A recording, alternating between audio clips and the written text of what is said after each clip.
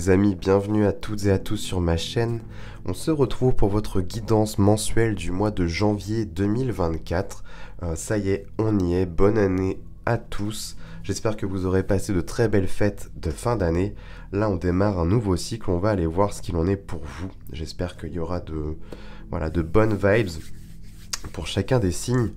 Alors, guidance générale, bien entendu, ça vous le savez. Donc, prenez seulement ce qui vous parle, le reste, ne vous prenez pas la tête, vous le mettez de côté tout simplement. Vous prenez vraiment ce qui résonne en vous. C'est une vidéo qui est valable pour votre signe solaire, ascendant et lunaire. Donc voilà les amis. Si jamais vous souhaitez avoir une guidance privée et personnalisée avec moi, c'est possible. Je vous mets de quoi me contacter en dessous la vidéo en barre de description. Donc n'hésitez pas à aller voir. De toute façon, voilà, je mets tout en descriptif comme ça. Vous pourrez vous y retrouver. Voilà les amis. Donc on va aller voir tout ça avec un nouveau jeu qu'on m'a offert pour Noël. Le tarot de Marseille by, je sais pas comment ça se prononce, Keyvein. Ça doit être comme ça. Il est magnifique. Vous verrez. Voilà. Je vais vous montrer tout ça. Donc allez, on perd pas plus de temps les amis, on y va. Let's go. Les Sagittaires, bienvenue à vous sur ma chaîne. On se retrouve pour votre guidance du mois de janvier 2024. J'espère que vous aurez passé de très belles fêtes de fin d'année. Moi, je vous souhaite une très belle année 2024. On va aller voir ce qu'il en est pour vous, justement. On va mélanger tout ça.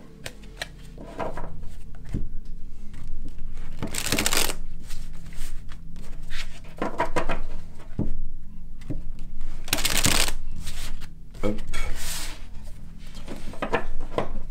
Alors, qu'est-ce qu'on a au niveau de vos influences? Quelles sont les énergies qui vont vous accompagner durant ce mois pour les Sagittaires? Janvier 2024, qu'est-ce qu'on a pour vous?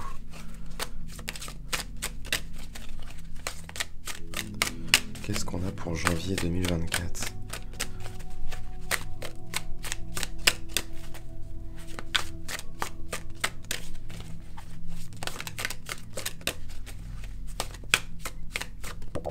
Ok. On a un 6 de coupe. Intéressant. Alors le 6 de coupe peut nous parler, enfin, en tout cas nous renvoyer à une forme de nostalgie, à quelque chose d'antan et au passé. Hop. Ouais, vous voyez bien. Mais à la fois ça nous parle aussi de plaisir, de douceur, quelque chose un peu d'enfantin. Beaucoup relié à l'enfance, justement. Donc c'est pour ça qu'il y a un attrait au passé quand même, au niveau de cette carte. Donc c'est assez intéressant. Est-ce qu'il y a une situation du passé qui va revenir durant ce mois de janvier pour vous les Sagittaires? Et on va voir la suite, mais peut-être qu'il y aura quelque chose à clôturer, justement. Ou alors il y a une notion de plaisir, de ne pas trop se prendre la tête non plus, d'être plutôt dans des énergies légères, douces en fait. Ok, on va aller voir ce qui se passe justement pour vous. C'est quoi le challenge pour vous durant ce mois? Pour nos amis les Sagittaires, le challenge, on a le chariot. Ok, intéressant. Alors le chariot en challenge, c'est assez intéressant. On parle de réussite, de succès sur une situation. Donc c'est assez ambivalent. Je pense que je vais en retirer une autre. Est-ce que c'est cette notion de j'ai peur de réussir, en fait, tout simplement? Et dans ce cas-là, il y aurait peut-être quelque chose à redorer chez vous, les Sagittaires. Ou bien, le chariot aussi peut nous indiquer des déplacements, déménagements, ou ce genre de choses aussi. Donc, est-ce que c'est en enjeu? Est-ce qu'il y a l'idée de devoir changer de région, changer de lieu de vie aussi? Mais pour que ça tombe dans le challenge, c'est assez ambivalent, je trouve. Pourquoi c'est challengeant pour vous? C'est ça la question. Est-ce que vous avez besoin de partir d'une situation qui ne vous convient pas, justement, et que vous avez du mal à prendre cette décision? Dans ce cas-là, ça serait plutôt cohérent. On a quoi? Ah bah tiens, je parle de décision, on a le 2DB. Bon bah j'ai ma réponse. Il y a une décision à prendre. Le 2 d'épée, c'est vraiment le choix à faire, mais lequel, en fait? C'est vraiment plutôt la carte de l'indécision, parce qu'il y a deux choix qui se prononcent à moi, qui se proposent à moi, et dans ce cas de figure, je ne sais pas, en fait, où donner la tête. Donc oui, effectivement, ça confirme bien. Euh, Il y a l'idée, ouais, quand même, d'aller vers quelque chose qui ramènerait une forme d'harmonie, d'équilibre aussi sur le plan de vos émotions, ça c'est clair. Mais c'est vrai que là en challenge, avec le chariot et le 2 d'épée, il y a quand même une décision importante à prendre pour vous les Sagittaires durant ce mois. C'est est-ce que potentiellement je reste où je suis ou non. Mais en tous les cas, il y a une notion de succès et de réussite derrière, donc c'est assez intéressant. Il y a une notion de faire le bon choix quand même. Donc là, l'idée, c'est peut-être pour ça que c'est challengeant, c'est d'éviter aussi de se tromper, de faire une mauvaise erreur. Du coup, ça pourrait se comprendre. Et ceci explique cela. On va voir ce qui se passe justement dans votre tête au niveau conscient chez vous. Qu'est-ce qu'on a, les amis? Nos amis les Sagittaires. Alors, au niveau conscient, qu'est-ce qui se passe? Votre état d'esprit. On a quoi? On a un 8 de coupe. Ah oui, bah là, c'est vraiment cette notion de... Voilà, je pars en quête de quelque chose, en quête de réussite aussi potentiellement. Mais il y a une notion de départ quand même. 8 de coupe, c'est vraiment...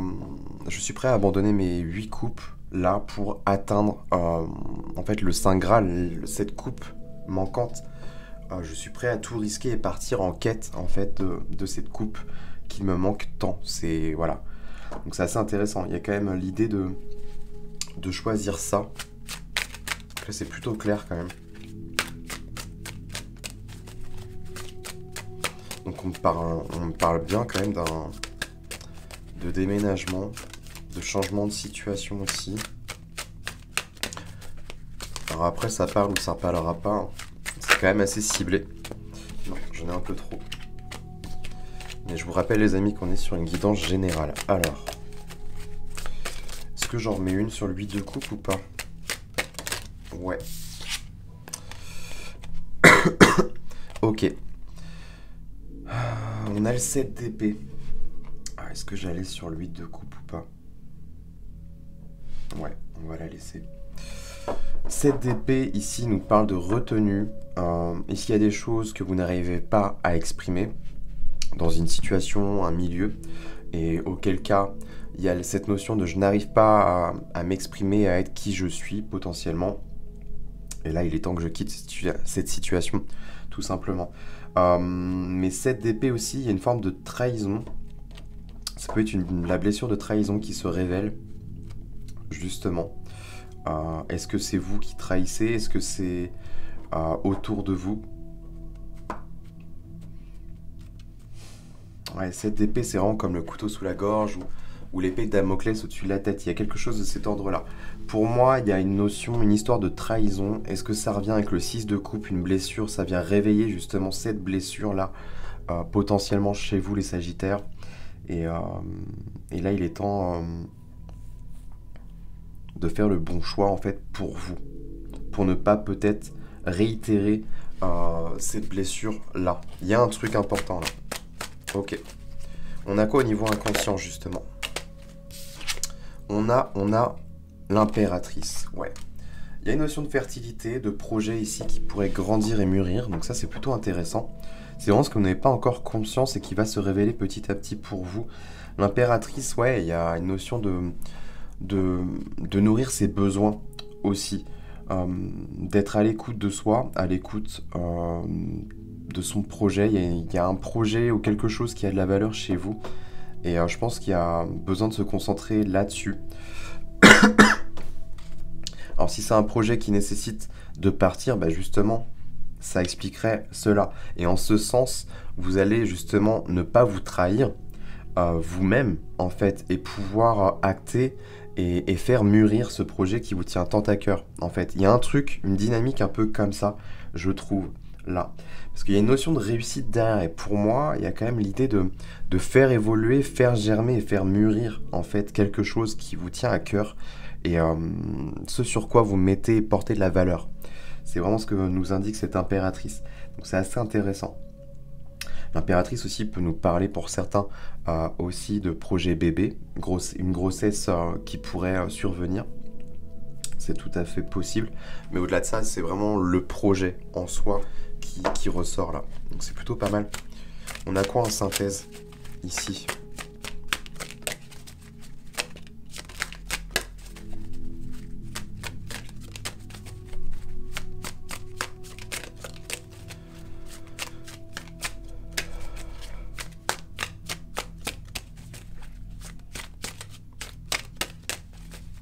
Qu'est-ce qu'on a en synthèse, en clin d'œil de tout ça pour nos amis Sagittaires? J'en ai trop. Il y avait quand même une notion de but, d'objectif à atteindre. Donc ça, c'est clair. Qu'est-ce qu'on a? On a le 4 de denier. Il y a une notion de sécurité, de stabilité. Alors, est-ce que c'est un projet de construction? Parce que le 4, on est vraiment sur les structures et les fondations. C'est plausible. Ça peut aussi nous parler de sortir de sa zone de confort, d'où l'idée de déplacement, et peut-être potentiellement pourquoi ça expliquerait qu'en challenge vous ayez le chariot et que vous ayez du mal à concrétiser cela. C'est plausible, mais je trouve que ça rejoint quand même cette impératrice là qui pourrait nous parler d'un projet. Il y a l'idée quand même de fondation, de peut-être retrouver des bases stables, en fait, solides, à l'intérieur de vous, et peut-être à la fois aussi, ça reflèterait quelque chose à l'extérieur aussi, c'est plausible. Mais il y a l'idée quand même de ne pas se trahir, là. Ok, au niveau de votre vie matérielle, qu'est-ce qu'on a pour vous? Sagittaire, mois de janvier, non, j'en ai trop. Qu'est-ce qu'on a pour vous, les amis? Alors, la vie matérielle comprend bien entendu les projets, le professionnel, les finances, et parfois même le rapport au corps physique. Donc on va voir ce qui sort pour vous. De quoi va-t-on parler pour nos amis Sagittaires?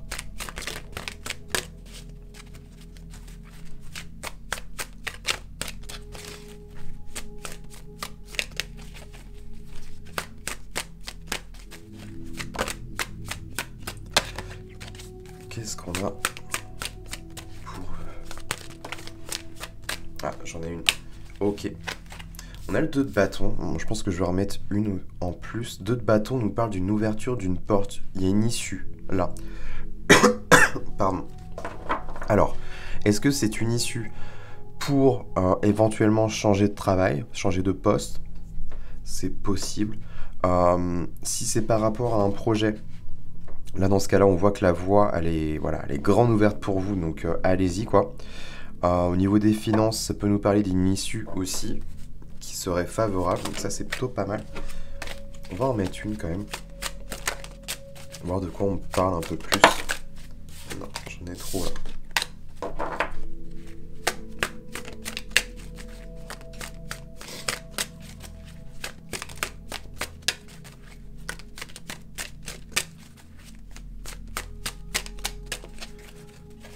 Qu'est-ce qu'on a? J'en ai un peu trop.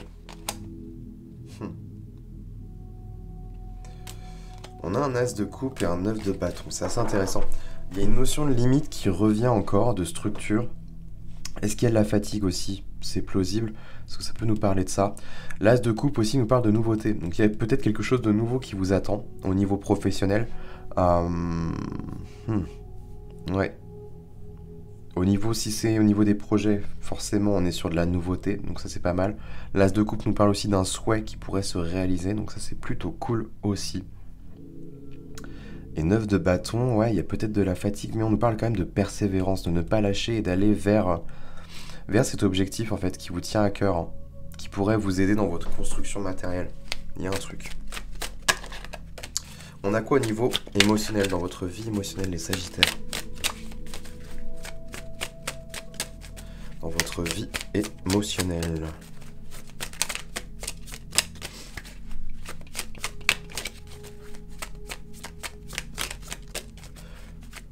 Qu'est-ce que l'on a? Ok.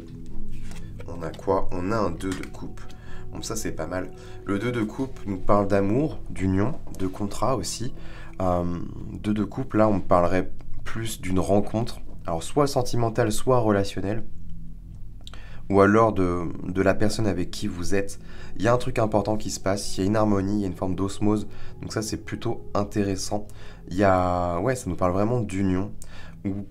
Ou alors une rencontre. Une nouvelle rencontre pour vous, les Sagittaires. Donc ça, c'est cool. Je vais remettre une autre.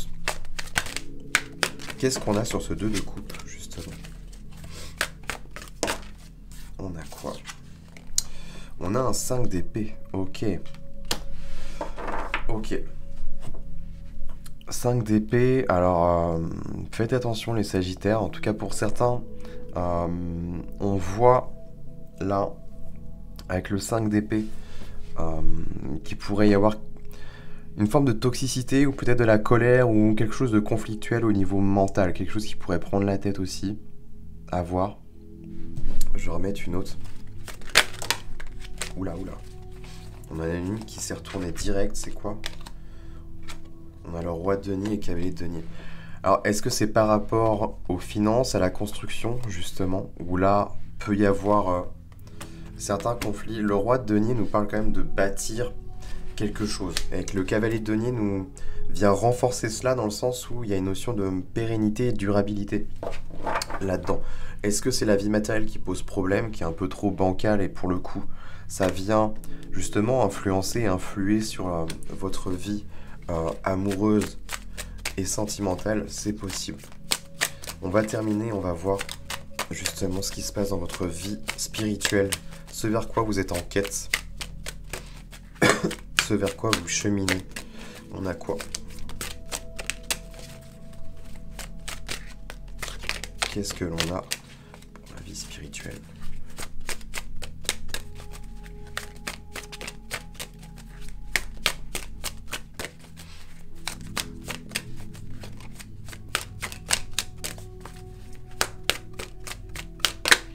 Ok, on a le pape. Alors le pape nous parle d'enseignement, c'est assez intéressant. Il nous parle aussi d'union et de mariage, donc potentiellement peut-être un mariage, je ne sais pas. Mais le pape nous parle quand même d'enseignement, d'être un guide, d'être guidé. Ou peut-être la recherche d'aide d'un conseiller. Peut-être que vous allez faire la rencontre de quelqu'un qui va avoir oui, une place de guide, de conseiller pour vous.